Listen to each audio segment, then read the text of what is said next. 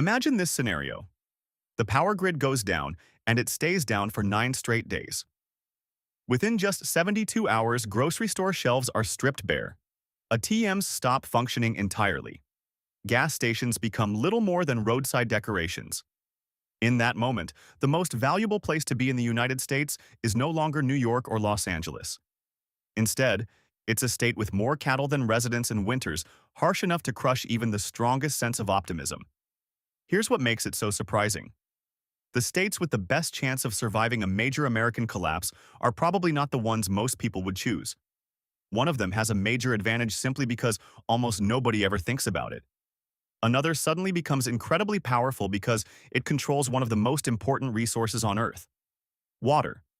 And then there's one state that's essentially the human equivalent of canned food: plain, resilient, and remarkably difficult to destroy. Most people imagine survival as a matter of stockpiling weapons, building underground bunkers, and relying on that one relative who somehow owns 7 generators for reasons nobody fully understands. But what rarely gets discussed is that modern civilization actually depends on systems most people never notice: supply chains, electrical grids, rail networks, food distribution routes, and one critical question: whether your neighbors panic before the internet goes down. Number 11. Maine.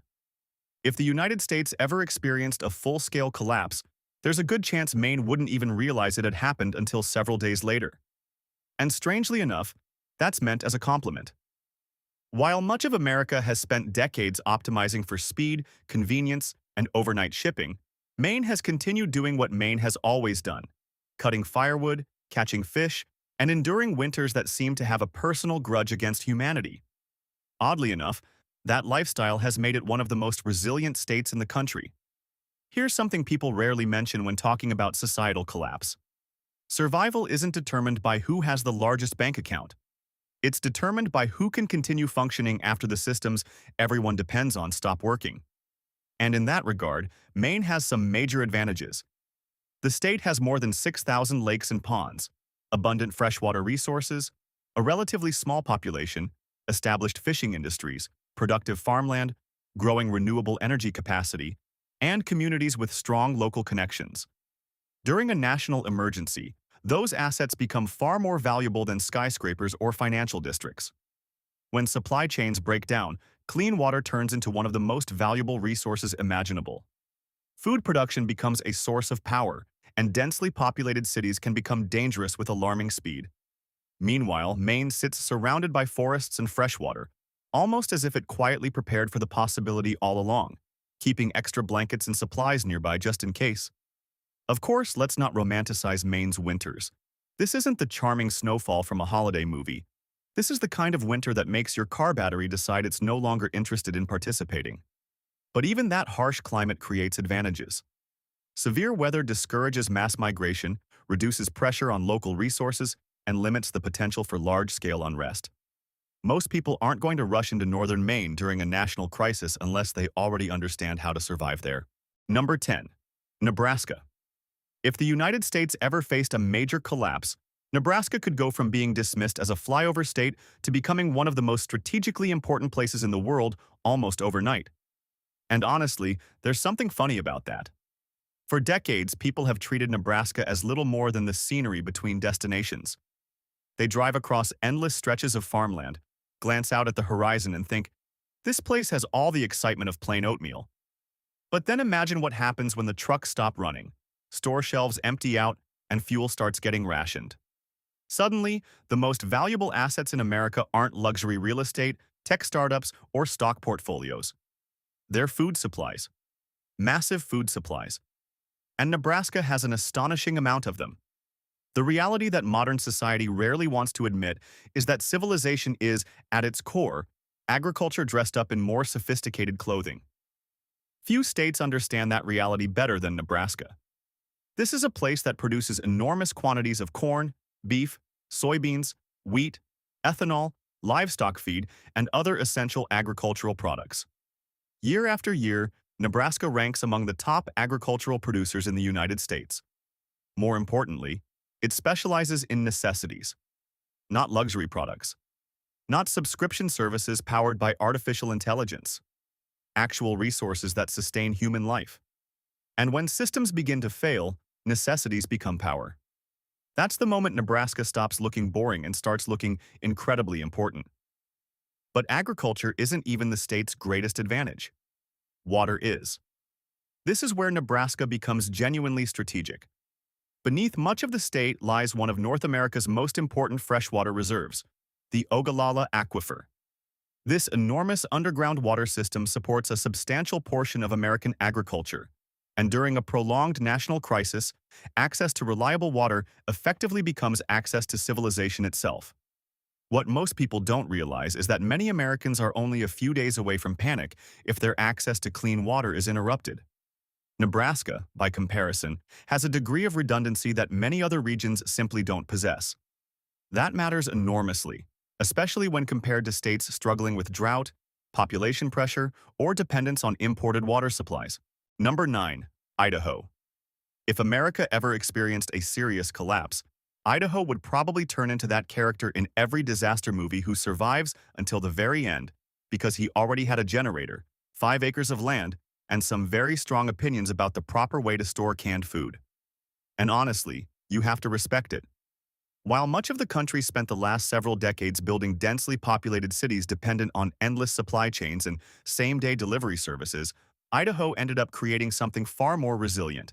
It has mountains, it has water, it has farmland, it has hydroelectric power, and perhaps most importantly, it has an enormous amount of space. When systems begin to fail, space becomes one of the most valuable resources a society can have. In many ways, Idaho is like nature's own emergency shelter. What makes Idaho such a strong candidate for surviving a major crisis isn't any single advantage. It's the way all of its strengths work together. The state possesses extensive freshwater river systems, major agricultural production, abundant hydroelectric energy, low population density, rugged mountain terrain, and a deeply rooted culture of hunting, fishing, and self-sufficiency. In practical terms, that means Idaho can produce food, generate electricity, and, if necessary, operate with a significant degree of independence. That's an enormous advantage because modern civilization depends on one thing above all else: constant movement. Food must move. Fuel must move. Electricity must move. People must move. Idaho is one of the relatively few places that could slow that process down dramatically and still continue functioning. Many other states simply couldn't. Its hydroelectric infrastructure may actually be one of its greatest strengths. This is where Idaho becomes especially interesting. A substantial portion of the state's electricity comes from hydroelectric dams, and that matters because energy independence quickly turns into societal independence during periods of instability. Unlike enormous interconnected urban power grids, which can fail in spectacular and catastrophic ways, hydroelectric systems often prove surprisingly resilient. What many people don't realize is that modern cities aren't designed primarily for resilience. They're designed for efficiency. And efficiency works beautifully, right up until the moment something goes wrong. Idaho, by contrast, has something far more valuable during a crisis: redundancy. And redundancy is often the difference between surviving and collapsing. The state's geography provides another advantage that's easy to overlook. Mountains matter.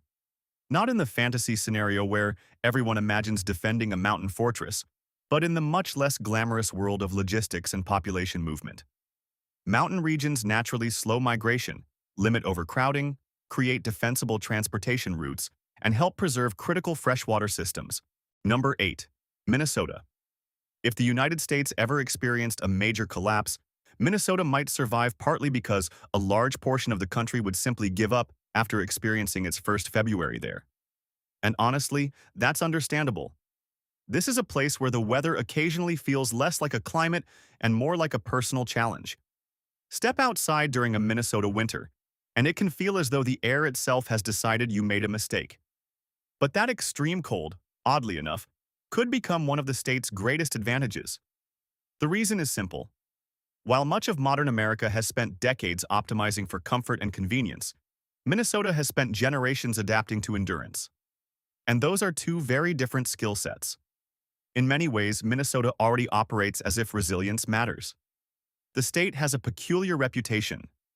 People tend to picture lakes, hockey, polite accents, endless winters, and communities held together by casseroles and sheer emotional determination. But beneath that friendly Midwestern image lies one of the most structurally stable states in the country.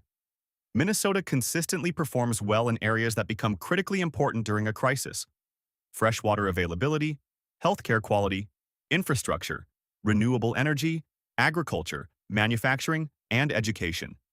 Individually, each of those strengths matters. Combined, they create a level of resilience that becomes incredibly valuable during periods of instability. Because surviving a societal collapse isn't simply about disappearing into the wilderness with a stockpile of canned food and developing an adversarial relationship with local wildlife. Functioning societies still require functioning systems. And Minnesota has systems. Let's start with perhaps its greatest long-term advantage: water. Minnesota possesses an extraordinary amount of fresh water. With more than 10,000 lakes, major river networks, reliable precipitation, and abundant natural water resources, the state occupies a position that may become increasingly important in the future. What many people fail to recognize is that long-term instability may ultimately revolve around access to water even more than access to oil. Many regions of the United States are already facing challenges involving drought, groundwater depletion, and population pressure. Minnesota, for the most part, is not. In fact, climate researchers and migration experts have repeatedly identified the upper Midwest as one of America's more climate-resilient regions over the long term. That distinction matters because, as water scarcity increases elsewhere, regions with reliable freshwater supplies become strategically significant. Very significant. Another major advantage is something far less dramatic but equally important: competence. Minnesota is, in many ways, impressively and almost frustratingly competent. And that's meant as a compliment. Number 7. Iowa. If America ever experienced a major collapse, Iowa would undergo one of the most dramatic reputation changes imaginable. It would go from being the state many people barely think about while flying over it to becoming one of the most strategically important places in the country almost overnight. And honestly, that outcome feels perfectly on brand for Iowa. For decades, Iowa has quietly performed one of the least glamorous but most essential jobs in America: feeding people. And when complex systems begin to fail, the places that seemed boring suddenly become incredibly valuable. That's the twist most people miss. A societal collapse doesn't care about trendy cities, luxury developments, or social media influence. It cares about food.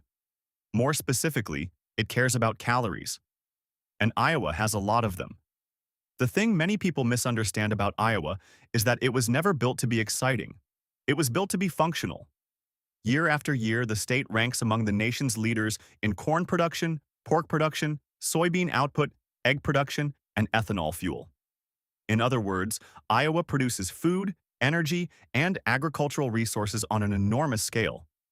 What's even more important is that Iowa's population is relatively small compared to the amount of food and fuel it generates. During normal times, that's simply an economic statistic. During a collapse scenario, it becomes a strategic advantage. Because when national supply chains begin to break apart, food-producing states stop functioning as suppliers and start functioning as survival centers. But Iowa's greatest strength may actually be something less obvious: stability. This is where Iowa becomes surprisingly formidable. Compared to many densely populated coastal regions, Iowa avoids a number of the structural problems that increasingly challenge other parts of the country. The state generally experiences lower housing costs, less population pressure, lower rates of violent crime in many rural areas, and a transportation network built around moving goods efficiently. In many communities, local economies still revolve around producing things rather than simply consuming them. That distinction matters because collapse punishes dependency. And Iowa is less dependent than most places. Water is another advantage that people often underestimate. Number 6. Wyoming. If America ever experienced a major collapse, Wyoming would probably outlast a surprising number of states for one very simple reason: it has more cattle than people. And honestly, at this point, that no longer sounds like a joke. It sounds like strategic planning.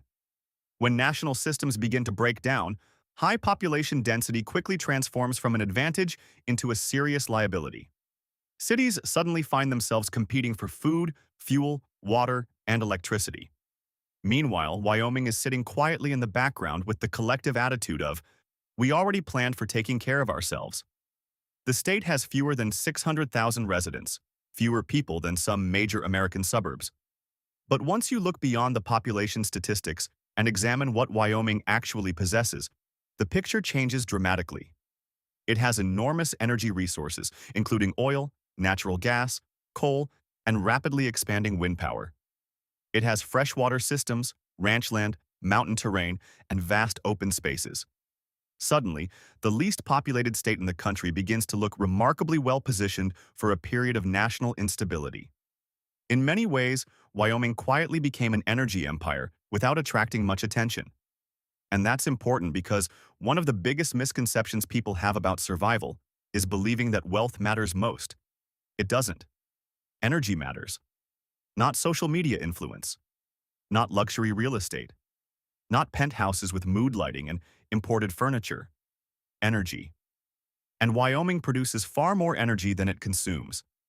The state consistently ranks among the nation's leading energy exporters thanks to its coal reserves, natural gas production, oil extraction industries, and growing renewable energy infrastructure. During a collapse scenario, that advantage becomes enormous because regions dependent on imported power become vulnerable very quickly once electrical grids fail or fuel transportation systems become unreliable.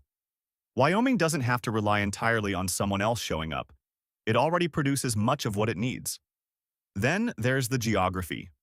And honestly, Wyoming's geography almost feels like defensive architecture designed by nature itself. The state is enormous. Vast plains stretch for hundreds of miles. Mountain ranges create natural barriers. Towns are sparse, and distances between communities can be significant. Under normal circumstances, people often describe that as emptiness. During a crisis, it becomes protection. Number 5. Wisconsin. If America ever experienced a major collapse, Wisconsin probably wouldn't respond with panic. It would respond by checking the backup generator, opening a beer, and asking whether anyone remembered to bring the cheese. And oddly enough, that's exactly why Wisconsin ranks so highly on this list. Because Wisconsin still has something that much of modern America gradually abandoned. Balance. Not flashy wealth. Not futuristic tech hubs built around venture capital optimism. Not endless suburban developments connected by massive highways and held together by convenience and wishful thinking. Actual balance. Food production. Freshwater access. Manufacturing.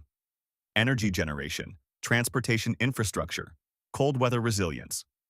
Wisconsin wasn't designed to be exciting. It was designed to keep functioning. And when things start falling apart, that's a very different and very valuable quality. The real reason Wisconsin becomes so powerful during a collapse scenario is that it isn't dependent on just one thing. It's diversified, and that matters far more than most people realize. The state benefits from access to the Great Lakes, strong agricultural production, manufacturing capacity, rail infrastructure, energy generation, and relatively low population density outside of its major urban centers. That's an unusually balanced combination of strengths. Many states specialize in a single economic sector: finance, entertainment, tourism, or technology. Wisconsin still specializes in practical necessities, and practical necessities tend to survive longer than luxury industries. Let's start with perhaps its greatest strategic advantage: water. Wisconsin borders two of the largest freshwater bodies on Earth, Lake Michigan and Lake Superior. That fact alone gives the state an enormous long-term advantage. Because one of the uncomfortable realities of the future is that water scarcity may become a more important source of instability than oil. Number 4.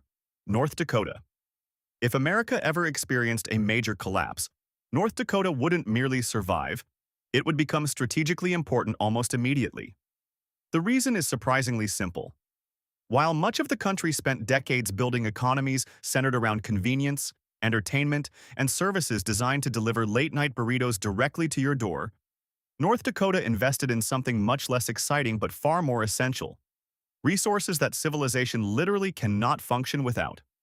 Oil, natural gas, agriculture, land, water.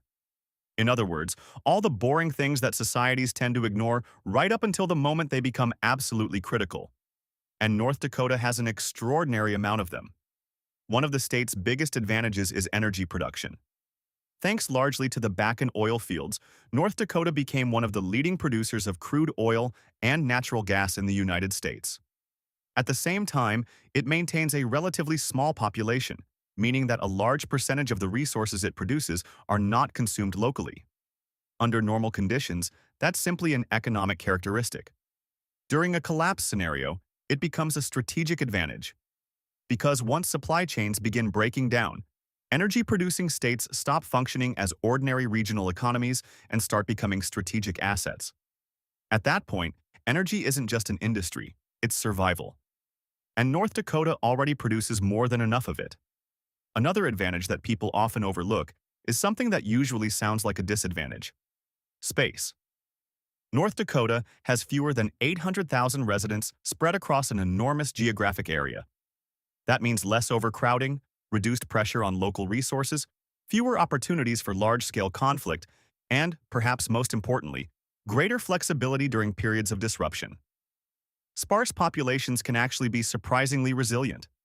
Large urban areas tend to experience problems quickly because they rely on continuous movement and constant consumption. North Dakota, by contrast, already operates at a slower pace.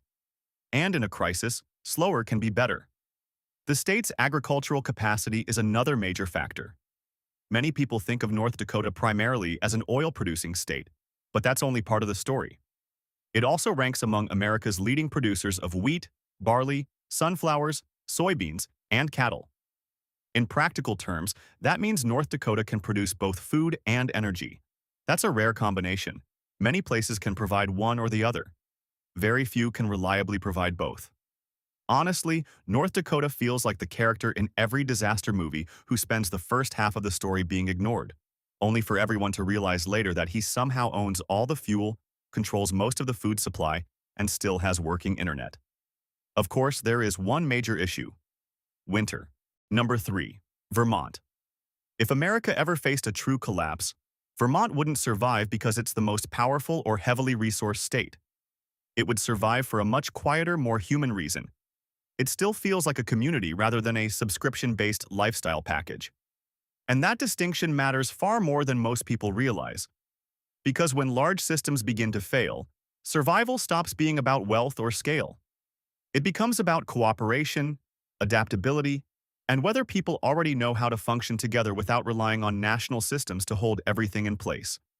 In that regard, Vermont performs surprisingly well, which is exactly why this small state manages to land in the top 3.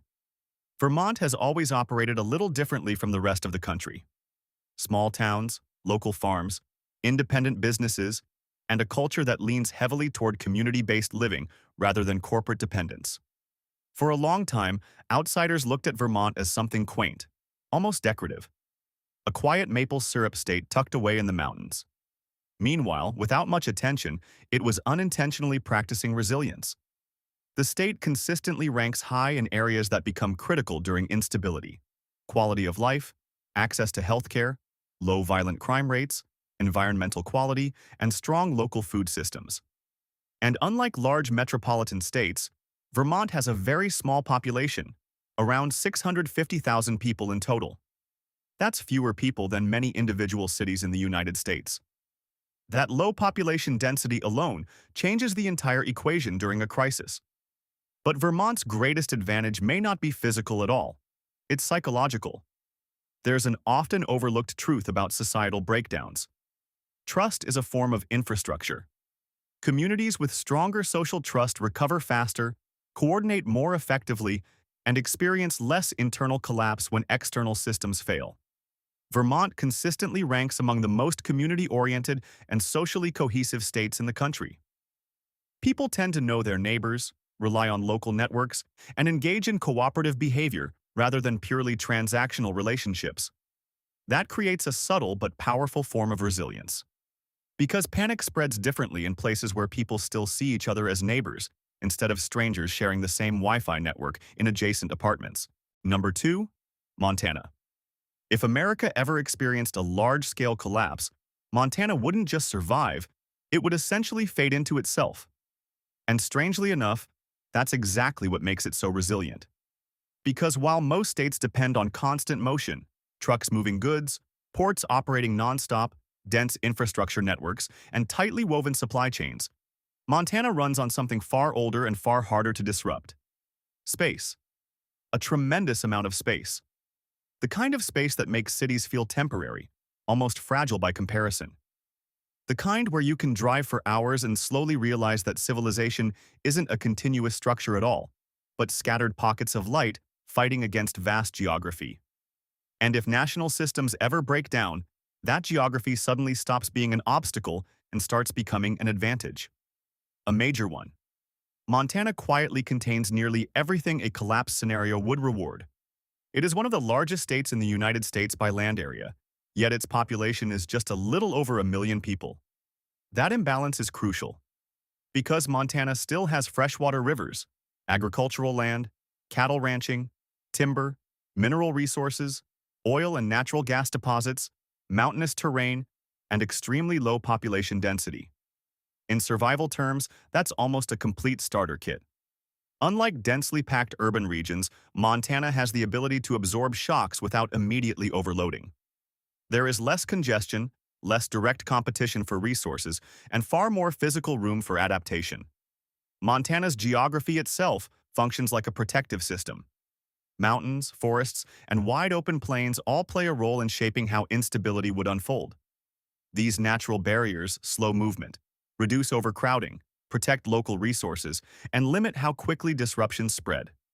What many people don't realize is that large-scale collapse doesn't spread evenly. It travels fastest through highly interconnected systems. Montana simply isn't built that way. Its relative isolation, which can feel like a disadvantage in normal times, becomes a form of protection when systems begin to fail.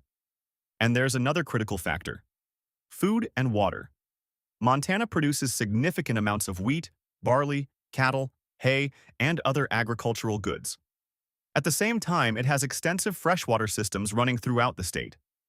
That combination is essential because, in any crisis, two things immediately determine survival: access to food and access to water. Everything else comes after. Montana has both. Even more importantly, it has enough land per person that resource pressure doesn't spike instantly the way it does in densely populated regions. Number 1. South Dakota. If the United States ever went through a full-scale collapse, South Dakota probably wouldn't become the most glamorous or talked-about place in the country. Instead, it would become one of the most functional. And in a situation like that, functionality matters far more than attention. Because collapse doesn't reward fame or aesthetics. It rewards stability. Food, water, energy, space, community. Infrastructure that still works even when everything else starts failing like an overworked computer. South Dakota quietly checks almost all of those boxes, which is exactly why it earns the top spot on this list. Not because it's the richest state, not because it's the most famous, but because it's one of the most durable. In many ways, South Dakota represents a kind of survival equation that just works.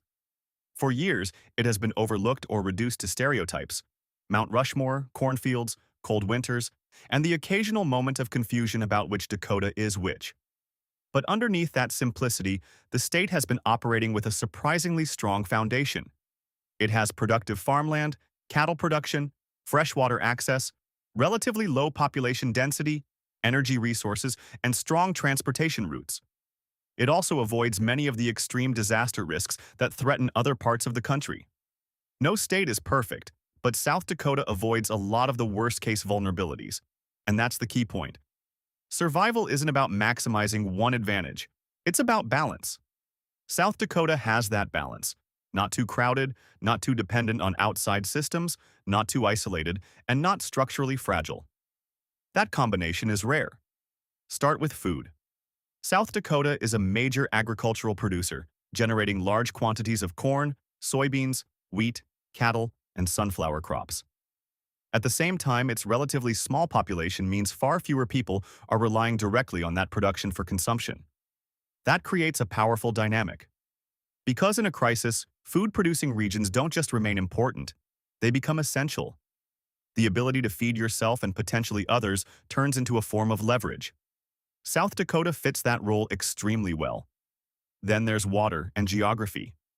The state benefits from access to the Missouri River system, groundwater reserves, and wide-open land suitable for agriculture and livestock.